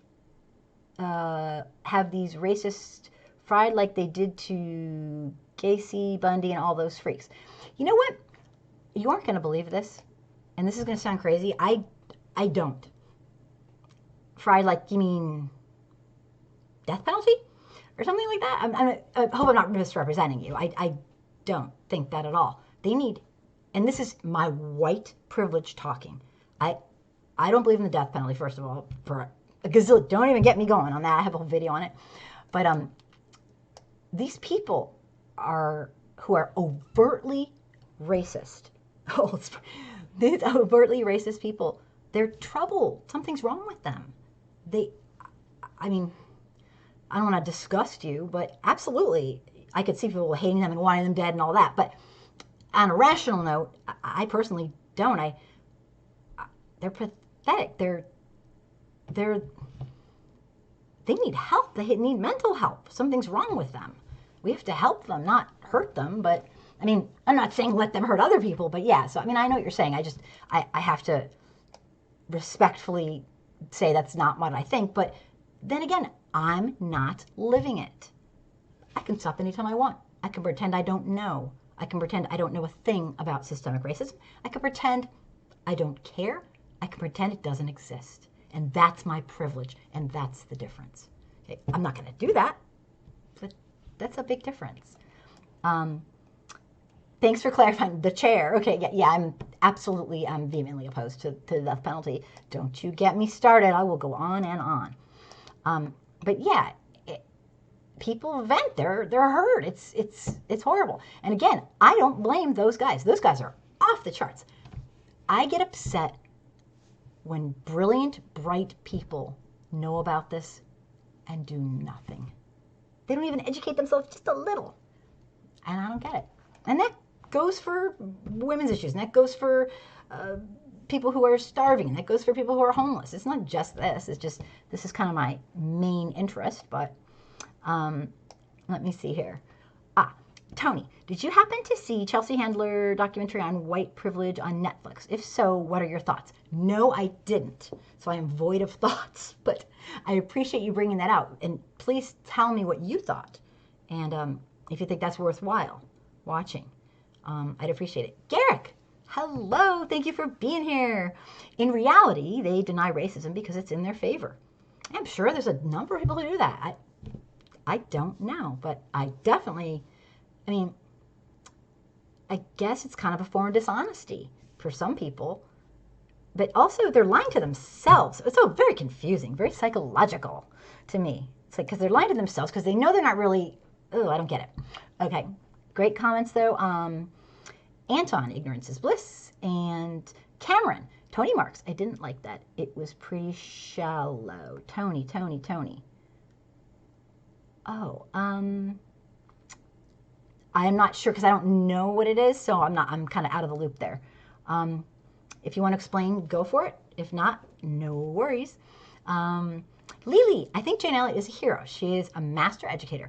Funny how not many people have heard of her. Gee, wonder why. Sarcastic, yeah. She's absolutely tough as nails. She gets it. She's from a generation that, I mean, my God. She was born in the, let me see, 40, I don't know when she was born. I just read it, but wait, that doesn't make sense mathematically. That's 70. Yeah, she could have been born in the late 30s. I mean, she's, I mean, pretty old, I'm just saying. She's still, her original movie, During Her Classroom, is priceless to watch. I've watched it like 4 or 5 times in my lifetime. It is incredible. It's a social experiment that she did. And she got a lot of shit for it too, because I mean it was way back then in the day. Maybe we'll play it on here, and I don't know. Give me a yes if you think you'd want to. Not right now, but play it and then discuss it. It's fascinating. I think it is. It's a fascinating study in human behavior. She split her class up and divided them, and ooh, it got ugly. Tony, we were responding to Chelsea Chandler's Netflix doc. We thought she didn't really get it. Oh, okay. Thanks. Sorry about that. I didn't know what it was. Gotcha. Thank you. I'm gonna have to figure out. I don't know a lot of famous people, and that's like kind of like my downfall. But the next thing I would like to talk about, if it's okay, is I want to start with a review of the case, Byron Allen. Please make comments as it's playing. And in case you have not heard about it, I just want to do a quick review. I want to know if anything stands out to you. I do not know. Oh my gosh, Cameron, what's funny is she dates black guys. Sad but funny. Yeah, I never quite get that. I don't get that whole thing. Like, how can you like hate them but then I don't get it. Inconsistent, whatever. But this next video, I don't know if you're familiar with the Comcast. Byron Allen is suing Comcast and Company for $20 billion. I feel like Austin Powers movie, like Dr. Evil. 1 million, no, $20 billion. And it's turned quite ugly because what they are now trying to do is they're trying to eviscerate the Civil Rights Act of 1866. Here's a review, and it's kind of a long review. It's like 5 to 7 minutes, but you need to know what's going on here to be able to talk about it. And I know some people do, some people don't. You know, there's so much news. So let me play it for you. And please grab anyone on your social media that you think would want to join the show and support what we're talking about. We're going to talk about the Byron Allen Comcast case, and it is terrifying. To me personally, I find it, I don't even know what to say. I don't even, and I always know what to say. No, just kidding. So let me put that on. It's just a quick review. It might take a second or so. Okay, wrong one. Oops. And this is some scary stuff. And that is all I have to say. But definitely, this guy is wealthy and he knows what's going on. And there we go. All right, please write questions and listen to this guy and tell me what you think. I'll just play it for a few minutes. So the Obama administration came to me because these big corporations were trying to get bigger. They were trying to buy bigger assets. Mm-hmm. And so the Obama administration came to me and said, Comcast wants to buy this and Charter wants to buy that, blah, blah, blah. Are they good corporate citizens? And I said, do you want the Hollywood answer or do you want the real answer? Mm-hmm. They said, we want the real answer, corporate citizens. They said, how do you figure? I said, well, the industry spends $70 billion a year licensing cable networks, $70 billion. And African-American owned media gets zero. And that's not fair. Mm-hmm. And they say, we hear that a lot, but what are you willing to do? They said people are afraid to speak up because of reciprocity, of repercussions. And I said, I'll speak up. And I said, but I'm going to do it in a way we won't have to deal with it anymore. So I filed these lawsuits that ended up being historic. I filed a $20 billion lawsuit against Comcast and a $10 billion lawsuit against Charter. And why weren't you afraid to do that as a TV guy? Once again, you got to burn the knee pads. Mm-hmm. And I knew we were positioned to fail. We didn't have true economic inclusion, that we weren't really dealing with the fourth and final chapter. Mm-hmm. So I said, we're going to do this the right way. Mm-hmm. So we took them to court in downtown. One of the judges ruled in Comcast's favor twice. And the other judge ruled on the Comcast lawsuit, and the other judge ruled in our favor on the Charter case. Charter didn't like it. They said, let's go to the Ninth Circuit. I said, well, if you're going to take me to the Ninth Circuit Court of Appeals, I'll take Comcast to the Ninth Circuit Court of Appeals. Wow. So we went to the Ninth Circuit Court of Appeals, and then something historic happened. The Ninth Circuit Court of Appeals ruled in our favor not once but twice on both Comcast and Charter. Comcast was very upset about it and said, well, we're going to take this to the Supreme Court. Mm-hmm. And now that's going on now. Now we're going to be in the Supreme Court November 13th. You said you felt like that was an insult to the black community. It is a big insult to the black community because the truth of the matter is what I need the black community to truly understand, my case really isn't in the Supreme Court anymore. We, unfortunately, are in the Supreme Court. What happened was the Supreme Court said, we're not going to look at the Byron Allen case with Comcast and Charter. We pretty much agree with the Ninth Circuit. That's a dispute between you guys. But we are going to look at the Civil Rights Act of 1866, Section 1981. Now, what is that exactly? Yeah, great question. The Civil Rights Act of 1866 was put on the books after, so we were freed pretty much December of 1865. And instead of getting what some historians believe, reciprocity, 40 acres and a mule, we got this law. And basically it says we will have fair contracting, economic inclusion in government contracting and in commercial contracting. Because they knew that the newly freed slaves, African Americans, were not going to be treated freely in commercial contracting and government contracting, and it was essential for us to be integrated into the financial fiber of America. So this law was put on the books 153 years ago to make sure we had an economic pathway for economic inclusion. 150, it's the very first civil rights statute in America. It gave birth to civil rights, and it is the civil rights statute that allows us to have economic inclusion and stop economic genocide. So what Comcast said, and the Ninth Circuit told them to get out of here with this, Comcast said, in order for you or Byron or anybody, any minority, to use this law, you must prove that the reason we discriminated against you is 100% because you are black. The sole reason we discriminated against you, Charlamagne, is that you are 100% of the reasons that you're black. It could be 99% that you're black and 1% that you're wearing tennis shoes. And you can't use the law. You can't bring the lawsuit against me. So they're eviscerating it. They're making it impossible for you to use it. Right. Now, that is called the but-for standard. That is what Comcast and Charter, that's what they're pushing for. They're pushing for this civil rights statute to go away. Now, what the Ninth Circuit said in favor of black folks and all minorities, Hispanics, Asians, everybody, that it's not the sole reason, which is the but-for, it's the motivating factor. Okay. If any part of the reason, if they discriminated against It you, would be impossible for it to be 100%. there it is. It's impossible. So it can't be used. So if it's 20% or 30%, any part of the reason, now you can use it. So that is why we're in there in the Supreme Court. Now, here's what's happened.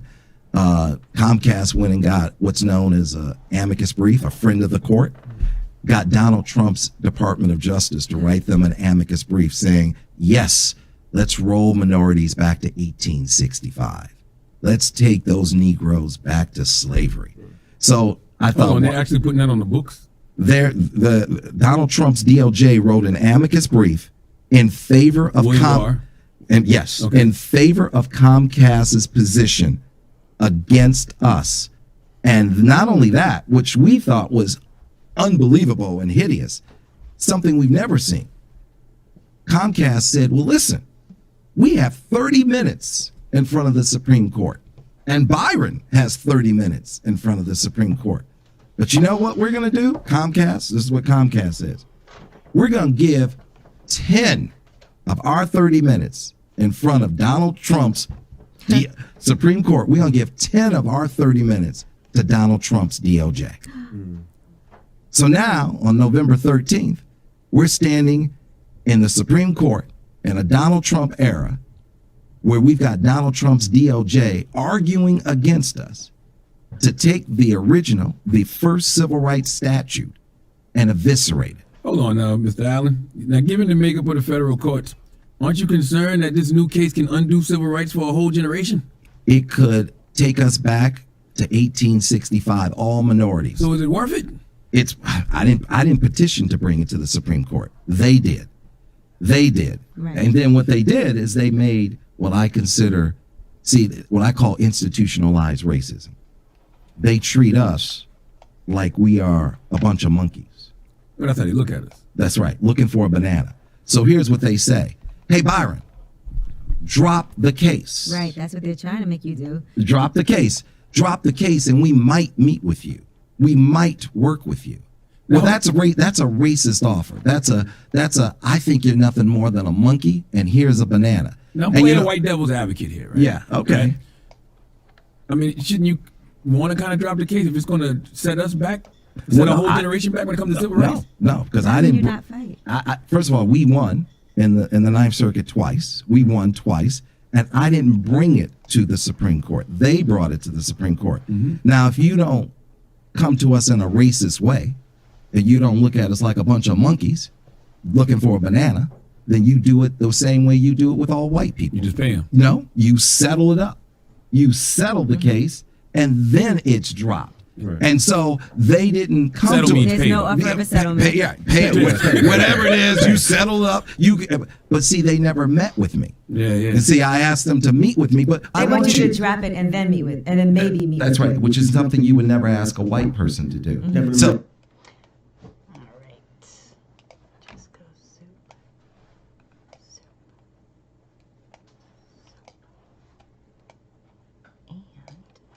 And let me just run back here. All right, so that was an introduction. Kind of scary stuff. really scary stuff. It's terrifying. It started today, actually, and we don't know the outcome, obviously, but it's really, really scary. So I'm going to read what some people have to say about it. Let me see. Okay, I'm getting there. Oh my goodness.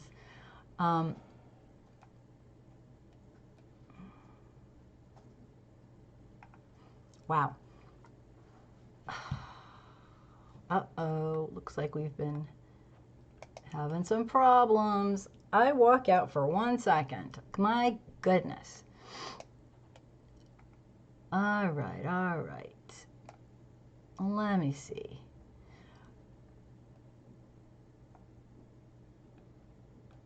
Okay.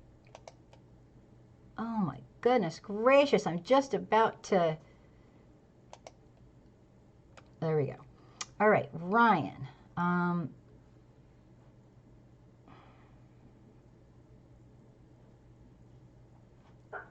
hate to say it, but you can't stay because you have to be here to learn or to teach, but not to be divisive and all that. That's not what we're here for. I'm going to have to get a moderator, all because of you. Can you believe it? Let me see. So we're not going to be having that. All right, so let me just go. Oh, that ended a lot of problems here. Cameron. Yeah, he's a gazillionaire. So that's the answer to the question. I'm so sorry. Sorry.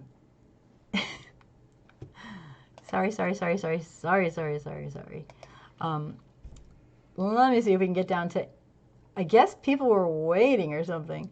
I'm glad you all didn't engage them. That's really weird. America, nails and glitter. Nails and glitter, hello! America's racist. Rule and show the racism up front or stop it. Nah, racism will win every time. Yeah, I don't know. So what did you guys think? Have you guys been following this case? Anybody watching, give me a yes or no or anything. Have you guys been following this? Sorry, I got rid of everybody. Has anyone been following this? This case with Byron Allen? He's suing Comcast for $20 billion. Tony, it's really scary. I'm disgusted that Trump's involved. I mean, go figure, right? I mean, but it's disgusting.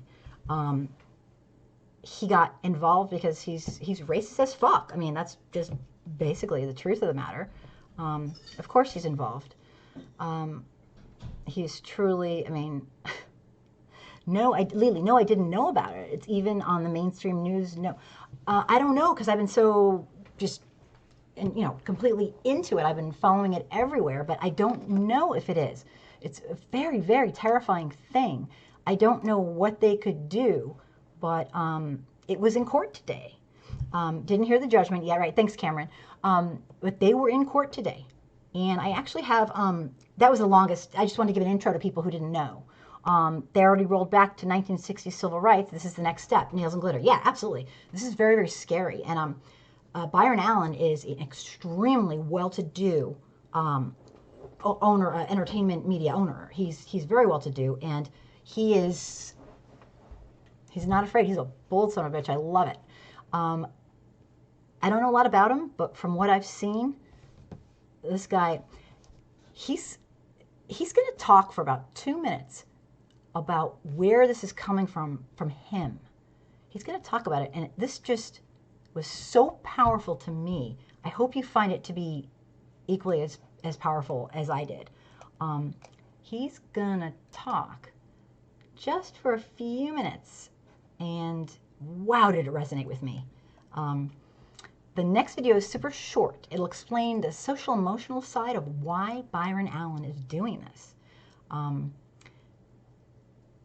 afterwards, I'd like to talk about what he says. It's going to be really short. It's like 3 minutes at most.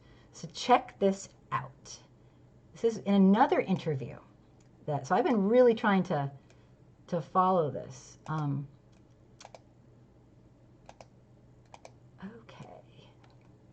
let me see. Give me a second here. Okay. If only I was a little better. Okay, here we go. Check this out for 3 minutes. This was moving to me. A number of things. I was a big supporter of Senator Obama before he became president, and he went on to become president. And his administration asked me, they said, you know, these corporations are trying to get bigger. You know, Comcast is trying to buy this, and Charter's trying to buy this, and so forth and so on. And they asked me, they said, are these good corporate citizens? And I said, do you really want the real answer, or do you want the Hollywood answer? And they said, we want the real answer. I said, no, they're not good corporate citizens. The answer is not no, it's hell no. And they said, why do you say that? And I said, because they spend about $70 billion a year licensing cable networks, 70. And out of that $70 billion a year licensing cable networks, probably less than $10 million goes to African American owned content. Not to be confused with African American targeted, not talented black faces, owned. And the difference between targeted and owned, as I said to somebody when my daughter was born, and I said, you know, I just had my daughter, and you have, and it was a white guy. I said, you have children as well. I said, yeah. I said, let me ask you something. As a white guy, and I'm a black guy, would you be comfortable if I controlled all the images and all of the likeness of how your daughter saw herself and grew up in the world seeing herself? I control that.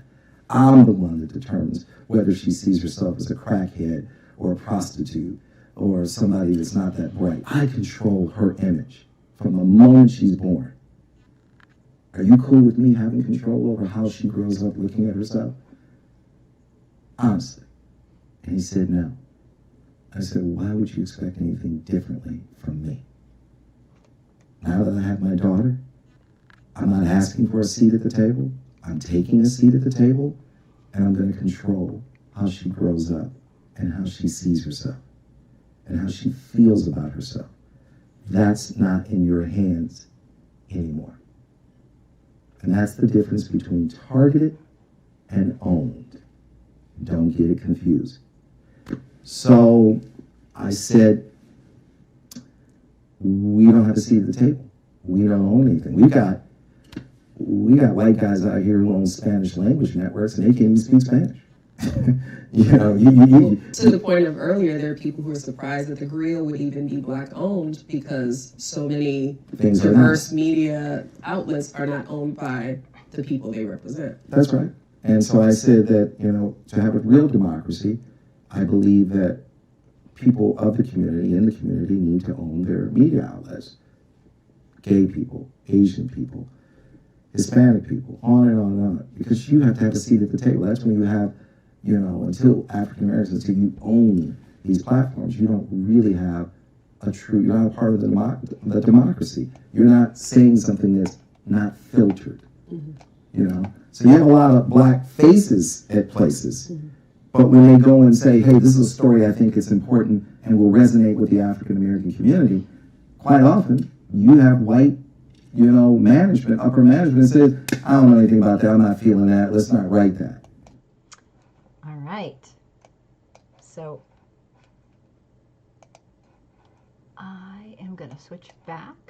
Zoop. And I would love to know what you think. What do you think of that? Boop. So tell me what you think. Yes, he owns the Weather Channel.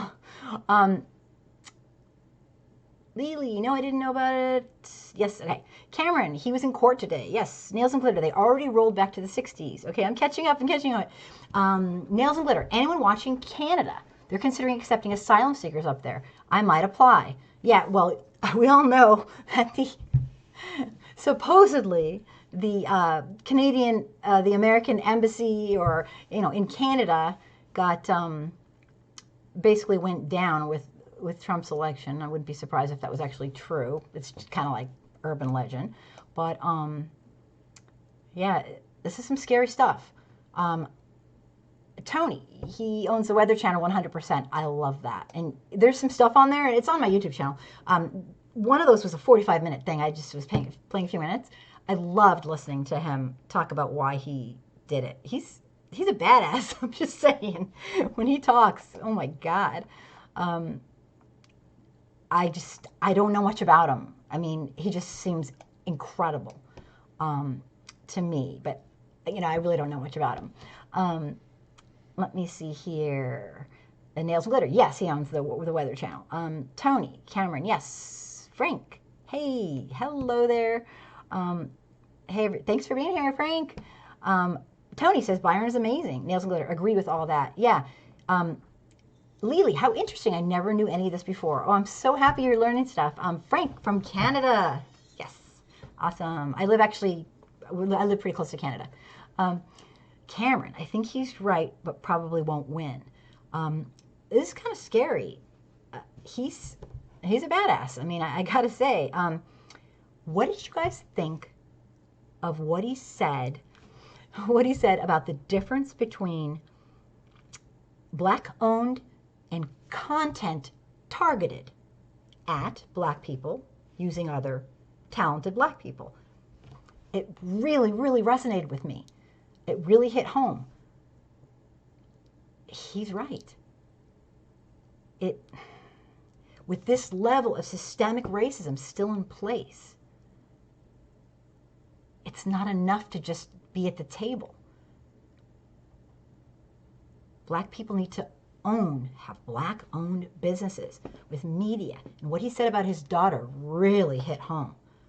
I mean, media does shape what we think about ourselves. It's everywhere. I went to New York City the other day, and my God, there's billboards everywhere flashing, and it's crazy. So it really does matter. So tell me what you think, and I'm going to move on. Today, they were in the Supreme Court. Byron Allen was out there talking.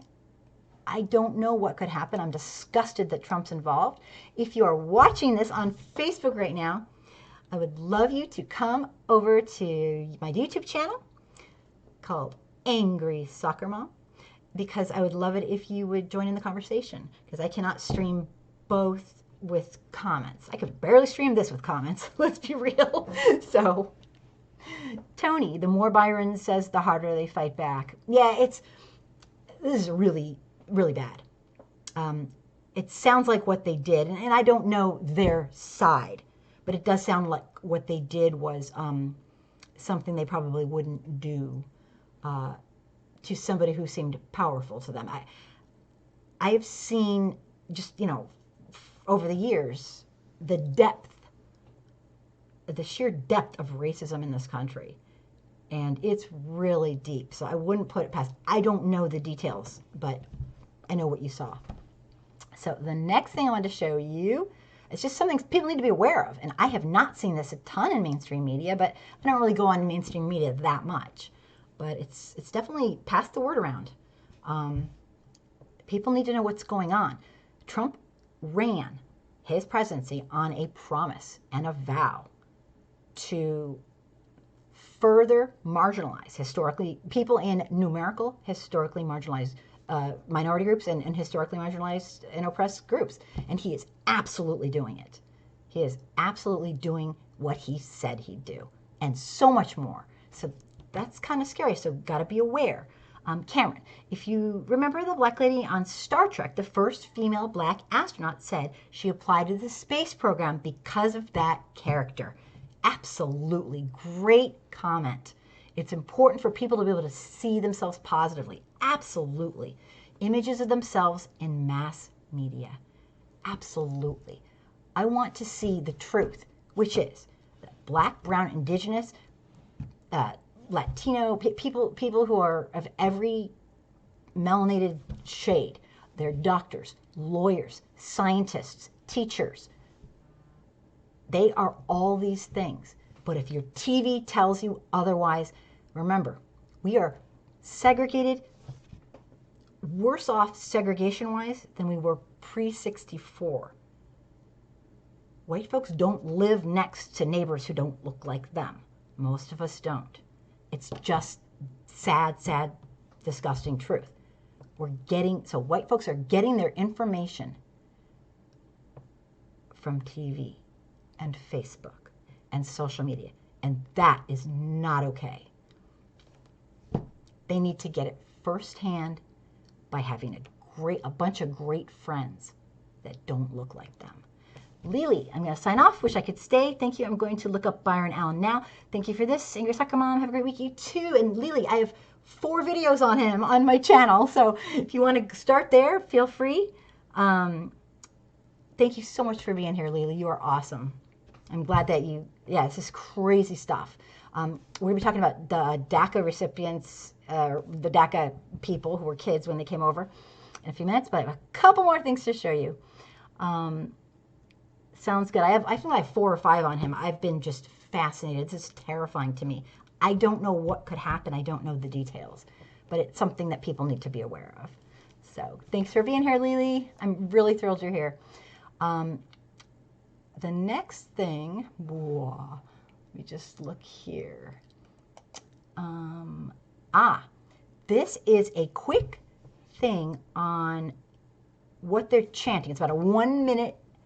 It's about 1 minute. They were chanting outside. There was a protest today outside of, I believe it was the Supreme Court. I'm not 100% sure because I didn't get a ton on it.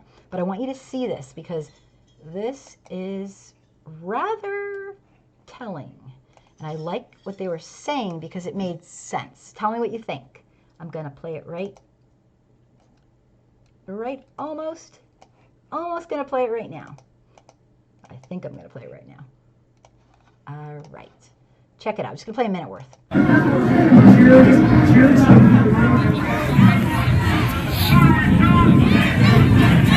our rates are under attack, what do we do? Stop! Stop! Stop! Stop! Stop! Stop! Listen. Stop!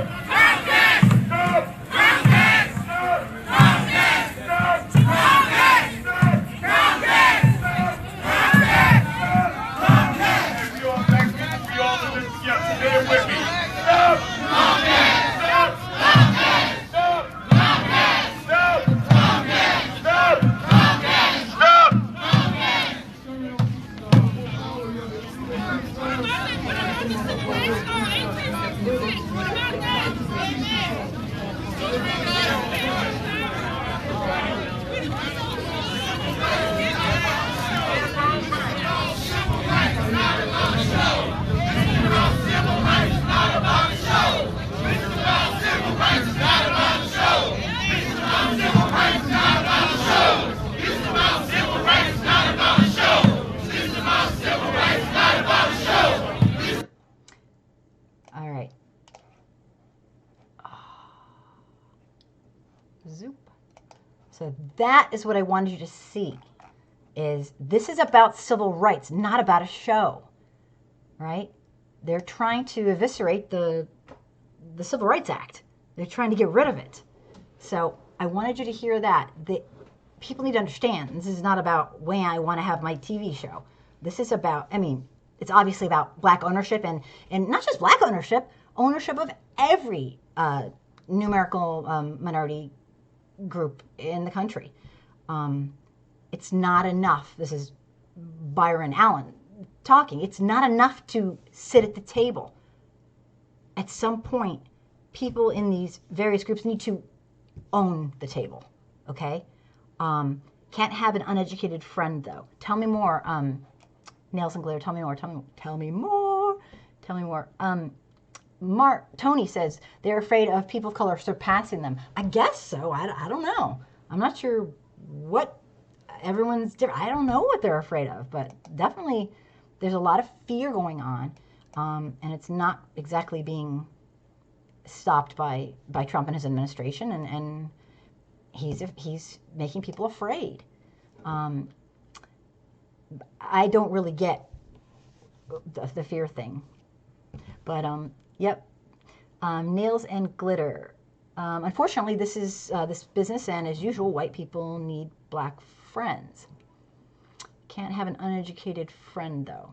Tell me more, nails and glitter. I'm not sure 100% what you're saying, so I don't want to misrepresent you. But I want you to have your voice heard, what you're trying to say. First, this is business. Oh, business as usual. Right. Yeah, I mean, part of it is that white corporations, black people can't explain easily why Republicans are getting away with this. Tell me more. I want to know what you think. So please tell me more. And I am going to move on to the next video. Oh my goodness. Again, if you're watching on Facebook, please get over here onto my YouTube channel. I've been pretty much rendered not allowed to share anything on Facebook. When I share a post, it doesn't go to anybody but my homepage. My biggest group that has like 37,000, likes or followers or whatever, I can't post on anymore. So I'm really having trouble with Facebook. So I'm gonna slowly just, I guess, be done with it. They won't post anything for me anymore. And it's not for a small amount of time. It's just what they're doing. There's no like end in sight, I guess you could say. Nails and glitter. The system of class is built on the foundation of racism. Well, I mean, a lot of people feel that like racism and capitalism gone wild just can't kind of exist. It's a symbiotic type of relationship. It can't exist without one another. But I mean, this is out of control. Capitalism out of control, and systemic racism out of control. So we gotta be aware, and people just gotta jump in and care. I want to move on to the next video. It's one that it's pretty much a review of what's going on with the DACA people. I talked to a gentleman today who's a friend of mine on the phone, and he's incredibly stressed out. A Supreme Court case, another Supreme Court case. Trump wants to end it. There's 700,000 people impacted. 700,000 people who are impacted. These people were brought over as children. Yeah, I don't know.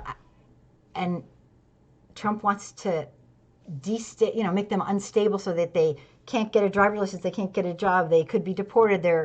It's really horrible.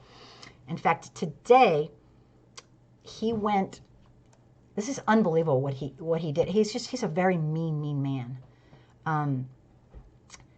Just want to go over it really quickly. DACA stands for Deferred Action for Childhood Arrivals. It's kind of administrative relief from deportation. The purpose of DACA was to protect eligible immigrant youth who came to the United States when they were children so that they're not deported. Yesterday, Trump tweeted a nasty tweet with zero merit, and I'm going to read it to you. It's disgusting. He's lying. He is a liar.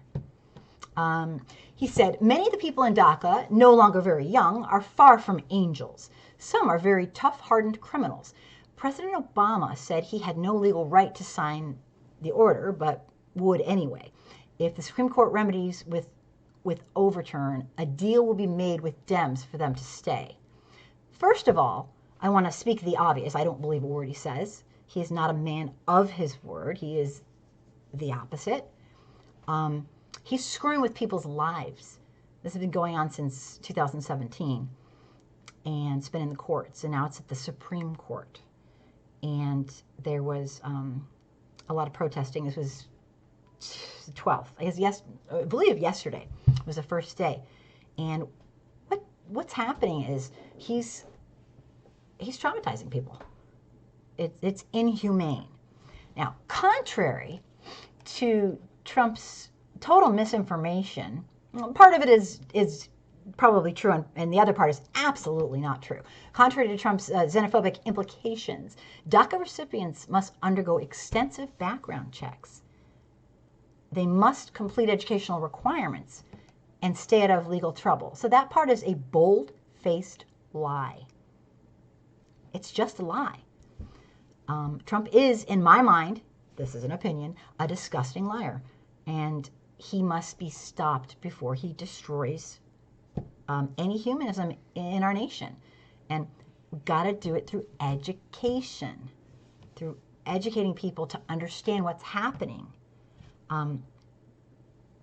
The truth is, people who are, here with no papers or illegally, so to speak, are better citizens than the average person who is legally here.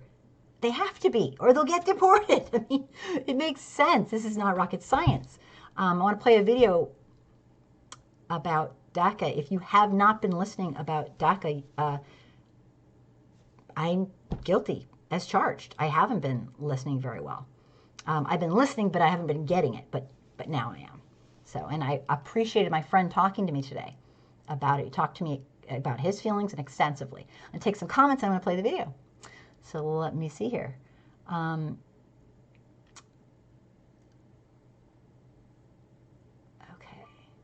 Goodness gracious. Okay.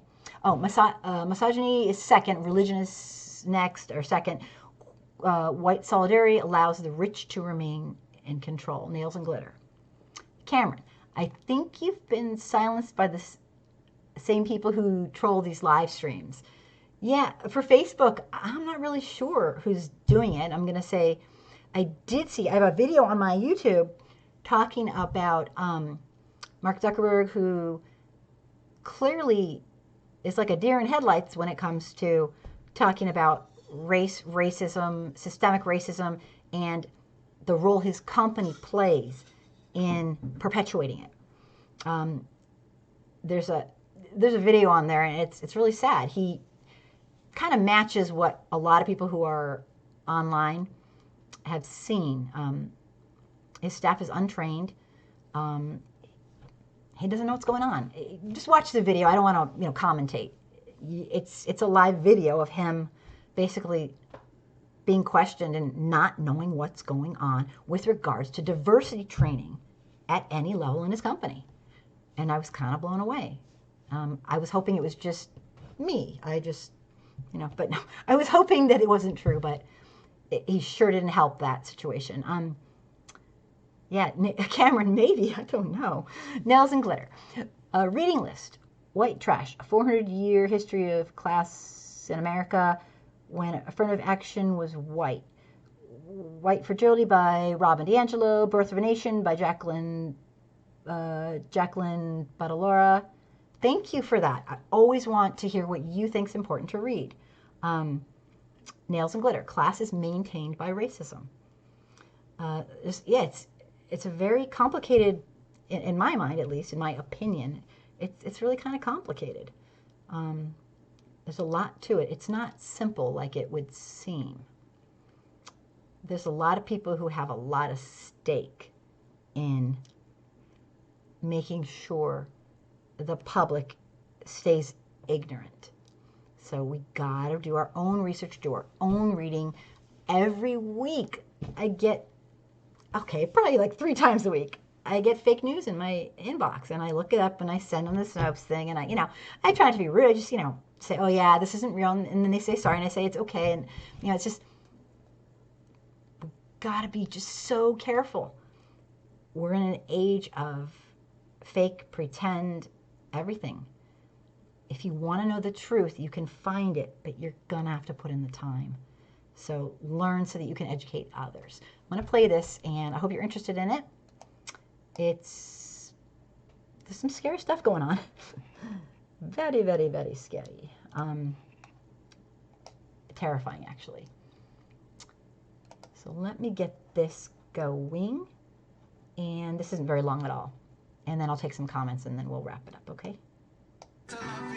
Protesters gathered outside the U.S. Supreme Court during the hearing to call on the justices to declare U.S. President Donald Trump's decision to end DACA illegal. Mexican-born Sirenio Cervantes, an aspiring medical student, was one of them. When the president stopped DACA, all my dreams fell apart. I have worked hard all my life, and when the president ended DACA, he basically told me my future didn't exist.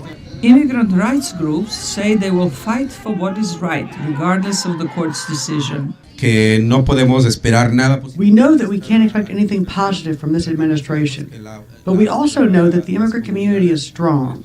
It's a force that resonates in the country.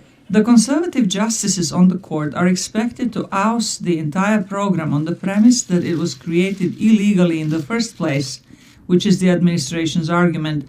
But the challengers, notably Microsoft and Princeton University, want to focus on the importance of protecting these young people. I think it's important for Microsoft for the same reason that it's really important for countless numbers of employers across the country, and why it's important for Princeton.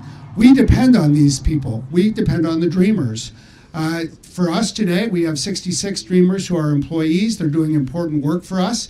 We appreciate the role that they play, not just for us, but in driving innovation in this country, making the economy competitive. And we appreciate what it means in human terms as well, especially to have people who came here at such a young age, who know no other home, who deserve to stay and are adding to the strength of this country. Some legal experts contend that Congress and not the courts or a president should determine the fate of the DACA program. Even when it was implemented first in 2012, President Obama admitted that this was a stopgap measure, that this was not a program that was intended to go on in perpetuity, and that it was really just to give Congress more time to decide how to deal with this population of people. Of course, Congress has not done that, in large part maybe because of the existence of the DACA program. The administration first announced its plan to end DACA in September of 2017. The plan was blocked by several judges in federal and appeals courts. Since then, the Justice Department has made attempts to bring the case to the Supreme Court, but has not been successful until now. Zlatica Hoke, VOA News, Washington.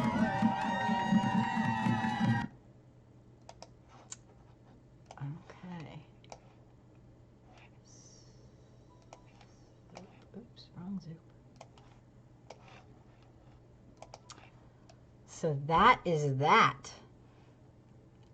That's really scary. What's going on is Trump is trying to basically get some sort of power over this so that he can have something to negotiate. He claims he'll let them stay, but he's talking about 700,000 people who don't know any other home but their home here in America. He's threatening them, and he's been doing so for years. It's been, a couple of years, and I talked to a man today on the phone, in depth, and he said it is making his family, his parents, they're becoming physically ill. His parents are older, and they're so stressed and so concerned, and he's so stressed and so concerned, and it's all for a lie. These people don't know, most of them don't know their home country. Steve, hello. Yay, I'm so happy to have you. Tony, he's so disgusting. Yeah, I don't know what he gets from being cruel to his fellow humans. I don't get it. And he's kind of like cruel to all of them. Pretty much, unless you're extremely wealthy and white, you're on his radar. He's going to do something. I mean, talk about a time to come together and unite for the average, person. If you are not a white, wealthy elite in America, Donald Trump is not your friend. People just don't seem to get that. Let me take some. Steve. Brad Smith is a top lawyer at Microsoft, spoke eloquently about these people now so threatened. Yeah, absolutely. I think so too. Steve, and their life here is the only one they know. It's like if you adopt a child from another country at birth, they don't know their country. I mean, you might teach them some things, but they don't know the culture. This is the only nation they've ever known. This is some sick shit going on. He's a sicko. So I don't know. What do you guys have anything to say? The Twilight Zone is real. Tony, great comment. It's true. We have entered the this is pretty bad. So I just wanted to tell everyone, thank you so much for being here tonight. If you believe like I do that it is way past time for white folks and people in numerical majority groups to take responsibility for our history, for oppression, and just, I'm not saying be the saviors. I'm not saying be the leaders. I'm saying educate yourself and care. That's all. It's just being human.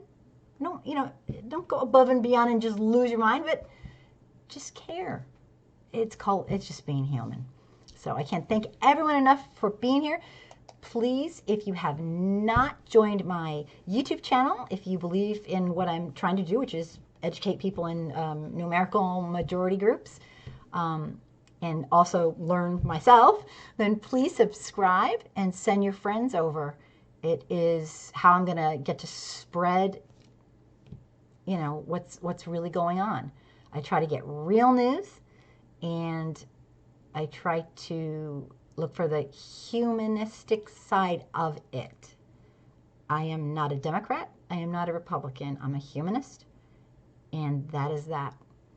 And I cannot stand watching my fellow humans hurt my other fellow humans. Okay? It's heartbreaking. So please support me and join and subscribe.